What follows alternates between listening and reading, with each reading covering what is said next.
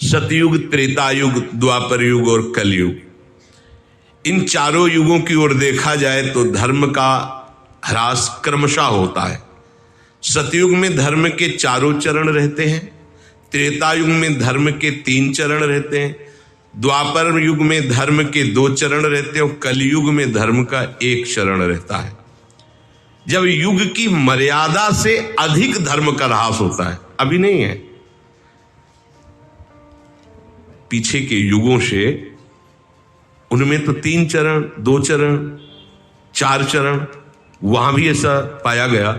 तो इसके तो जब बहुत बा भ्रष्टाचारा सब संसारा और धर्म सुने नहीं काना, कान से भी नहीं सुनाई देगा धर्म किसे कहते हैं। धीरे धीरे बढ़ रहा है, धीरे धीरे धीरे।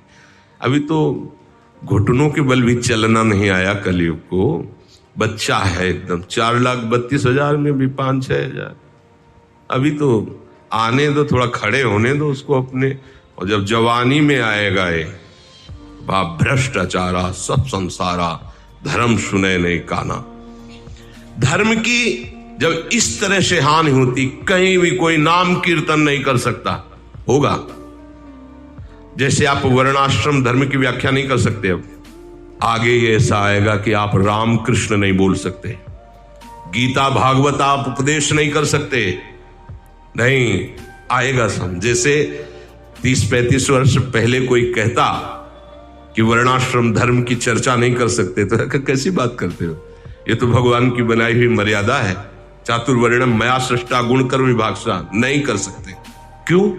युग धर्म का प्रभाव, सबको राजी होना पड़ेगा, वैसे ही राजी होना पड़ेगा। अभी उच्च कोटि का, जैसे कह दे कि भगवान का अवतार, अब तो अधर्म फैल रहा है, नहीं हम खुला कीर्तन कर रहे हैं, अभी नाच नाच के पूरे वृंदावन में कीर्तन करो, कौन रोकने वाला है। आएगा समय, तदात्मानम सृजाम्य हम, जब देखते हैं भगवान अब कहीं कोई, अभी तो भगवान के पार्षद ही इतने हैं कि भजन बल से मंगल कर रहे हैं, उपदेश से मंगल कर रहे हैं, भगवान के संत जन, एक से एक भगवान के प्रेमी महात्मा जन हैं। जब ऐसी बात रह जाएगी कि कोई भी धर्म की चर्चा करने के लिए, देखो बदलता चला जा रहा है। प्रारंभ में शास्त्र को सामने रख करके साक्षी करके बोला जाता था वही जो शास्त्र में है। अपनी मनगढ़ंत एक भी बात नहीं बोल सकते आप, नहीं, अपराध माना जाता था कि सामने शास्त्र रखा, आप क्या बोल रहे हो। अगर कुछ बोल रहे हो तो आपकी तपस्या, आपके भजन का अनुभव हो और शास्त्र से प्रमाणित हो। अब उपदेश पे ये सिद्धांत नहीं लागू होता, जैसे चाहो वैसे। लोगों की भीड़ बढ़नी चाहिए, लोगों की तालियां बजनी चाहिए, ये सत्संग का फल नहीं है। ये क्या है? सत्संग का फल तो है कि सुनते ही तुम गंभीर हो जाओ, अंतर्मुख हो जाओ। ये तालियां बजाना कोई नेता का भाषण है, कोई कॉमेडी हो रही, भाई वाह, ऐसे नहीं। सुना इसमें तो डूब गए और अपने आचरणों पर पूरा निरीक्षण परीक्षण करके शास्त्र प्रमाण के अनुसार चले। शास्त्र किसी के अनुकूल प्रतिकूल व्यवहार की चर्चा नहीं करता। शास्त्र धीरे से समतुलता में लाके भगवत स्वरूप में स्थित करने की बात करता है। हम वही बात करेंगे, वही पॉइंट लेंगे जिससे हमारी मनोकामना पूर्ण हो, हमारी बात बने। एकादश स्कंद की भागवत की कहां चर्चा होती है? उन सिद्धांतों की जो भागवत में नींव है भक्ति की, चर्चा है गुप्त होती चली जा रही। अपनी स्वयं रुचि नहीं रह गई कि शास्त्र स्वाध्याय करें, इतनी पकड़ बुद्धि में नहीं है, सुनने को वो बातें मिलती नहीं है, और जो अनुभवी महात्मा हैं वो धीरे धीरे उदासीन होते जा रहे हैं कि सब मनमानी आचरण कर रहे हैं, किसको उपदेश करें, क्या करें, इसलिए स्वयं भजन करके प्रभु में तन्मय हो जाओ। वो उदासीनता की तरफ बढ़ रहे।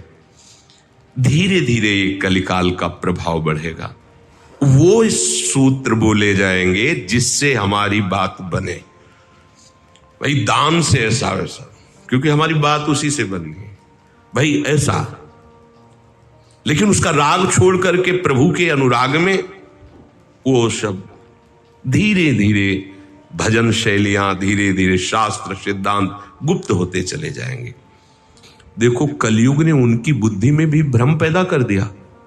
एक महात्मा समीक ऋषि समाधि में है और ये जाके मरा हुआ सर्प ऐसे डाल दे। ये अभद्र व्यवहार, संतों के साथ ऐसा नहीं, अभद्र व्यवहार है। पर बुद्धि कलयुग जब ऐसे महापुरुष की बदल सकता है, तो अपने लोग तो मच्छर हैं, उनके सामने क्या है। वो तो भगवान के निज जन है, भगवान के भांजे हुए अभिमन्यु जी, सुभद्रा पुत्र अभिमन्यु, अभिमन्यु पुत्र परीक्षित, बिल्कुल नजदीक भगवान की। और वैसे भी भगवान के महान भागवत पांडव वंश में प्रकट हुए। भगवान ने गर्भस्थ शिशु की रक्षा की, भगवान ने ही जीवन दान दिया। ऐसे महापुरुष की बुद्धि भी कलयुग बदल सकता है। तो अपने लोगों की हाँ एक उपाय है कि नहीं बदल पाएगा, हर समय राधा राधा राधा। फिर कलयुग की क्या भगवान की भी ताकत नहीं, फिर किसी की ताकत नहीं, राधा राधा राधा, कोई बाधा नहीं, बिल्कुल मंगल। तो डरते रहो। जैसे हमें पता हो कि इस गली से जाएंगे तो लुटेरे मिलेंगे, मार डालेंगे, छीन लेंगे। अच्छा ये बोलोगे तो वो नहीं मारेंगे, तो फिर आप वही बोलते चले जाओगे। संसार बहुत बड़े लुटेरों से भरा हुआ, काम क्रोध लोभ मोह मद मत्सर पग पग पर।